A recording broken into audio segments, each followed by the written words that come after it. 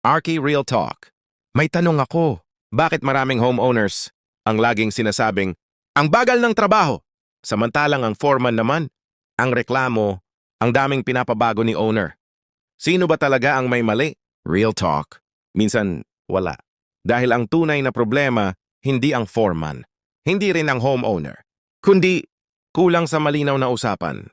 Halimbawa, habang ginagawa ang pader, biglang sasabihin ng owner, lipat natin ang bintana, palakihin natin ang kusina, dagdagan natin ang banyo.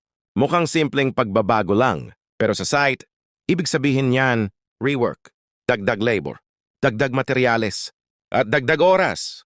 Sa kabilang banda, may mga foreman din na hindi agad ipinapaalam ang problema, hindi nagtatanong kapag may duda sa plano, at gumagawa ng sariling desisyon.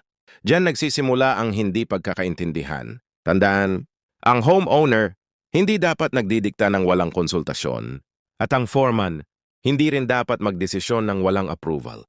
Ang pinakamahusay na proyekto ay may malinaw na communication, may respeto at may tamang koordinasyon sa homeowner, foreman, architect, at engineer.